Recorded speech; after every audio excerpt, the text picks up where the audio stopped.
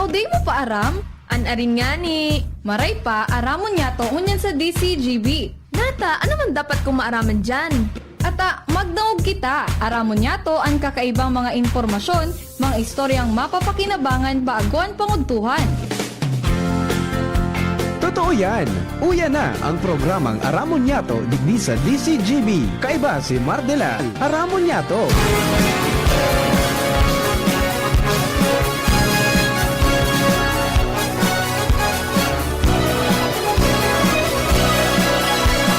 Kabayan, dapat mong malaman na kailangan mong maintindihan ang usapan na may kinalaman sa iyong kapaligiran.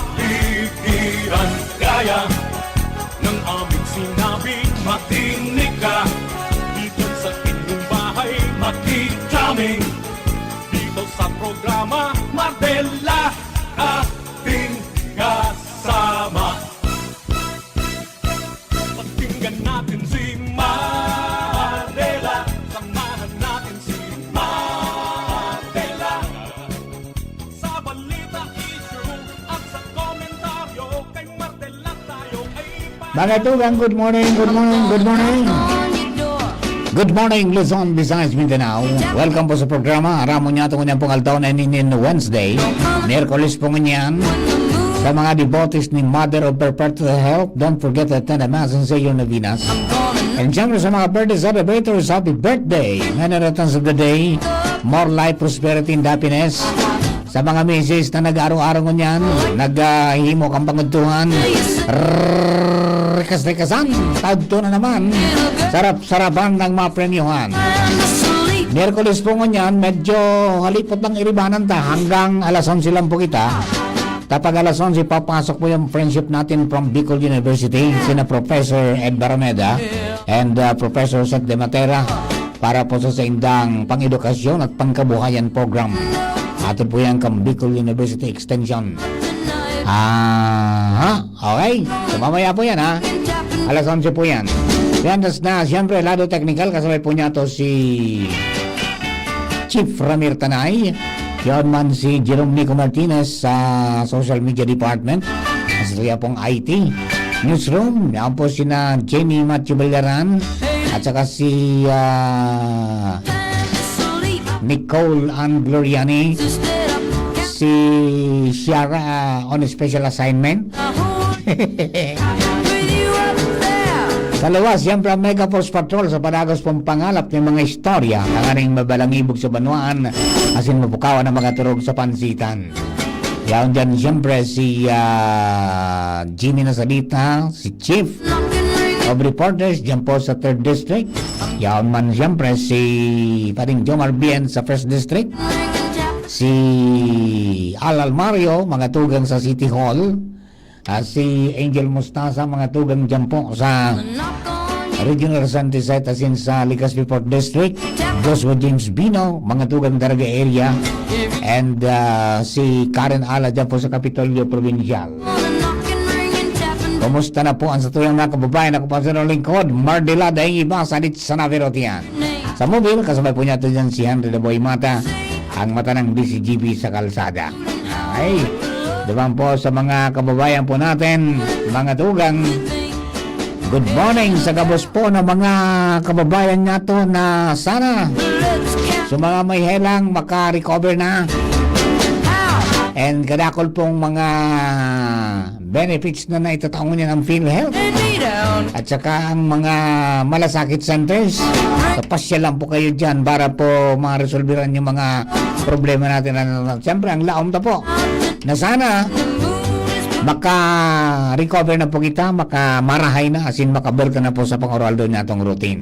Ayan. Alright. Di duman po sa mga kababayan to, ikadakol na naghahapot manang kaning health emergency allowance, lalo sa mga nasa lokal na gobyerno. Di pa nanggad. Di ba? Wala pa ba? Tang sabi baga, mga tugang, kang Department of Budget and Management ay okay na. I-download na po sa Department of Health, and then sa DOH man ang ma-download mga tugang o kaya mataukan sa lokal na gobyerno base naman sa listahan kan mga health workers natin, pero wala pang linaw eh. Di ba? Mga pag-iriba, pakipalap na lang po yan sa Department of Health. Ano nang status kayan? Ano na eh, nakahadit na sa iba, baka ngayon matunaw. Baka ngayon matunaw. Iyan manood sa HEA, Health Emergency Allowance ka mga kababayan ta, na nagserve during the COVID, pandemic, di ba? Na tuminaman po sa Pilipinas. As in, sa ibang parte kang kinaban. So, kada ko lang nagserve ka ito, so, igupunin insentibong pigtao. Pero, siyempre, may mga requirements po ito na kinakaipuan. Pero, ang sabi, naka-comply na, pero hanggang ngayon, nagalat sinda kung ngata. Yeah? Napakipalap na lang sa mga pag-iriba natin. Okay? Para po naman sa mga kababayan. Oy, kumusta mga ka-farmers? Kumusta na mga ka-farmers ta? Kasuod na-feature tas yung sa paroy. Na binan natin talagang linagarto ng mga tugang sa mga congressmen. Kaya ito pong farmer from Nueva Ecija, si Danilo Bulos, na garong ngaya kaming makinlimos, ang turing samok, tatawan sa nakidiit, tapos maagad na naman, dahil niya nagkukuha sa tamang patama. Saro man lang pig-agad ni. Mantiniron nilong halangkaw ngaya ang samuya na ang bakal kan samuyang produce na paroy. Tapos ang istorya. Ngunyan ngaya gigulpi kami. Di barat nin maray. Nangangapitan lang kaming 12 hanggang 14 pesos. Tapos ngayon babakalon sa nasamuya nin 8, 7 asin 6 pesos. Wala ngayang abutin tayo nito. Alright. Sabi ni Kuya Bob Lacandano, good morning Mar. Sana ma-attend ka sa okasyon digdi sa BUTC Gym 100 days report ni May Ray Bragais. Ayan. Ang problema natin, Kuya Bob, dahil kita nakakahali. Pero yaw man dyan ang satuya na pag-iriba si Pading Jomar Bien at ngani po na magantabay kan mga pangyayari man dyan sa tabako. Ayan. At may papaabot yan sa kababayan niya to. Kung ano po ang mga accomplishmento for the first 100 days kasi po mga lokal na official dyan po sa First District, partikular sa Tabaco. Yan. Good morning kamaling Cora, Balaoro, and then siyempre mga tugang duman po sa mga kababayan po niya to, sana po ay maging maray na ang buhay tata kunya na sa nabaga dit na sanang aldaw, mga tugang, kunya na, maresibi na nindo sa mga pigahalat nindo. 78 days bago magpasko. Kalag si Chip. Naitayo mo na ba ang Christmas tree? May pangregalo ka na ba sa Merry Christmas! marami na Mga kababayan, Merry Christmas! parol? Lagi lang masaya. Yung ito Parang si Didi Angel, lagi lang masaya. Ini-enjoy niya ang sa iyang trabaho. Didi Angel, marinaga tabi sa imo, please kami. Merry Christmas, Sir Mar. Lilipas din yan, bakit? Ini-enjoy ko lang, Sir Mar, Yan. ang nasa field pag may presko, may pagkaon. Iyan. Sabay Lugi sa pag wara. Lugi, Sir Mar, pag wara. Lagi wala. Pagwara, dapat kami lang may event. Para may event po. Para, sir, para may bareta. Yan, okay, sige. Anyways Kumusta? po, Sir Mar, good morning po. Good morning sa tuyang mga paraan tabay. Sa mga dugang tapang bareta, sobra sa 500 na mga residentes kan barangay Burok Busok, kan Buhi, Camarines Sur, ang naging beneficiaryo kan Rogorok sa Burok Busok Outreach Program bilang parte ni Sir Mar kan ika-48 anibersaryo kang Naval Forces Southern Luzon o NAFORSOL. Sigun kay NAFORSOL Commander Commodore Salvador Lavape Jr., PN, parte ni Sir Mar kan sa indang civil military operation activity kung sa inabenepisyohan kay ini ang mga residente sa nasabing barangay kung sa in 509 ang mga natauwanin mga food packs na kumpeso ini kay mga bagas, may mga noodles as in iba pang pagkaon Nag-distribute man sin Sir Marnin 7 wheelchair as in 14 mga sugkod para duman sa mga senior citizen as in person with disability.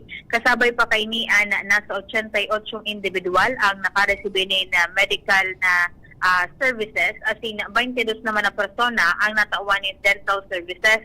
Dakulaan pa sa salamat ni Lavape sa mga nagtarabang sa inda para maging posible as nasabing aktibidad sa ibahan na ang lokal na gobyerno kan buhi sa Camarines Sur, ang Diyos Mabalos po Foundation, ang Ako Bicol Party List, Rotary Club of Buhi, asin manibeba pa nindang mga stakeholders. Sinabi ni Lavape na ipinaliwanag niya na ang inisyatibo na ini may katuyuhan na masimbagan ang issue sa salud, sanidad, asin matawanan man in access sa basic services ang mga residentes ka na nasa geographical isolated and disadvantaged area. So itong GDAS, mantang parte man din po Sir Martin sa inang espresso sa makapag-promotir nin katrankiluan sa rehiyon at mapakusog ang relasyon sa komunidad. Yan po Sir Mar, ang mga dulong pa pong informasyon hali sa luwas, Angel Mustaza, DCGB News. Thank you very much, Baby Angel. Mga aktibidad po yan ka Nab for Sol. Diyan po sa ano yan sa Kamsur. Alright, hello kay Primo German Bibar. Ayan. Siring man kay Gerald Aranya, morning. Happy 7th birthday ngaya kay Bunso Baby Ilaya. Baby Ilaya Iya Labi Aranya. God bless all over the world. Matindi. Piling sarado ang LA kunyan. LA Drive. Piling sarado ang LA Drive. Diba? Alright. And siyempre, mga tugang, good morning sa mga kababayan niya to na napadagos pong asikaso kansen na pong mga farm. Yan. Nabuhay naman sa interes kan mga kababayan sa Kasubago. Kanadang og sa interview mga tugang kay ano yan, Councilor Mapak. Manong duman sa natong, di ba? Kung sinong nararamdaman, siguro mga 2 years ago, tukar mi ni Father Momoy duman sa Boses kang Kapalibutan in partnership with the Bicol Learning Center for Agriculture na iyo po so nagpursigi in partnership with Agriculture Technical Institute, no? Yung ATI na nilansar mga tugang itong Top 555. So 5 crops mga tugang na resilient sa anuman mga tugang na klase ng panahon. Di ba? Kung naramdaman po nindo yan. So uraro, so taro leaves, yung sanatong, yung kasaba, yung ubi, sa kamalunggay. Yung baga pingin ko ng bita na sa pagi sa nangyakayan, mga tugang masustiniran, makakaporo pa itaas ang kita ka mga paraumata. So iba nagtanom, so iba dae. Ang kasumago na ang pinaalang palan ngaya, mga tugang na taro leaves, o yung alang na down kinatong. 11,000. Mas kiling ko doon sa Shopee ko sa may 11,000 man talaga. Kaya, matanong na kami, sus Marius Tapos kulang na palang yung anatong dyan sa, sa Kamalig. Diba? Ayan po, tabi adi. At aram mo na kung na benefits man yan sa health, may health benefits mo po ang taro. Ito baga, pinag-diskutir tayo mga tugang, magtanong kaan, babakalunin da, kambalsa, babakalon, mga tugang, so may market na tulos, di ba? Sa ibang mga lugar, talagang kadakol na nagpun kaan, lalo sa Kamsur. No? Igwa naman digdi sa sa Albay and Sorsogon. Ato naglibot sila sa Bicol, sa bilog na Bicol region. Kasi kaya ina po na top 555, ta 500 tons mga tugang monthly ang kaipuhan. Kaya mo no, 500 o 500 na tonelada kada bulan mga tugang ning natong ning taro, ning uraro, tapos ning ube, budak kasaba at saka kalunggay. Yeso kay puhan nila eh. Pero sa natong pasanangaya, matindi na. Sa ordinaryo sa nasitinta na ang kilo, mga tugang kang natong na presko. Di ba? Di nga nyo, makaraso-kaso naman kita.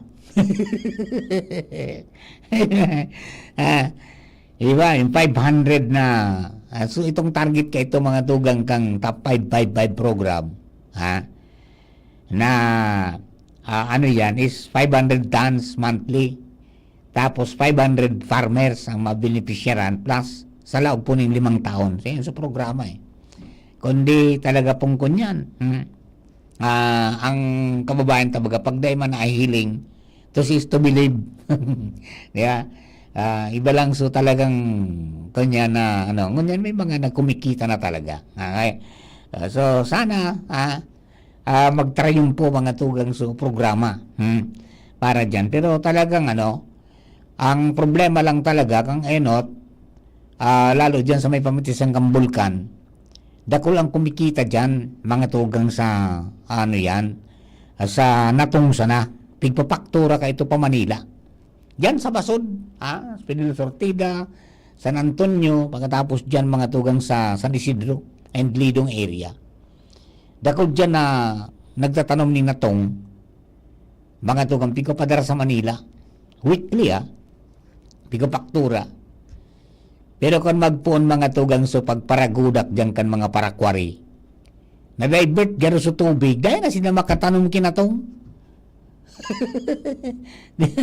Yan ang naging ano, siguro sana maisaayos yan ano. Nasayang yung hanap buhay na wala eh.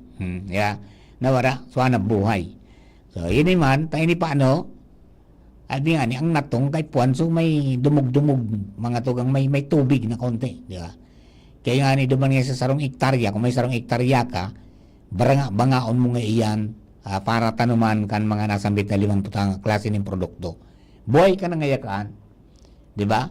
So kalunggay nga ni, pero ito nag 400 so kilo. Ganoon ano lalo na sa ubi, di ba? At saka yung kamuting kahoy plus yung uraro na ginagamit mga tugang sa mga pang for export yan eh. Kaya mahal din ang bakal. So, di magdisospirar. Tanom sa nakita tabi, mga kababayan. Yung kalunggay, pwede mong ikudal sa imong perimeter. Then, yun ang ikudal mo. Diba? Itanong mo dyan, yun, ikudal mo. Pero pirmi ka man mag-ani kaan. So, natong every 3 days, mga tugang, aani ka. Yan. Yung nga lang, yung sa balsa, ako ang sendo ito, presko. Presko. Pero ining sa mga nagpapatubo, mga tugang kan sa pico paalang, iyo po yan, pico proseso man yan, mga tugang, even online, may nakakabakal ka yan, 11,000 man talaga. Ang bintahan mo yan, mga tugang, pinalang na natong. Kaya may mga nagka-interest ng paano yan. Paano kita kamaray ngayang klase ng ikipantanom. Yan po, tabi. Adi, pero bago kumukaan, dapat maaram nindo kung anong mga sistema.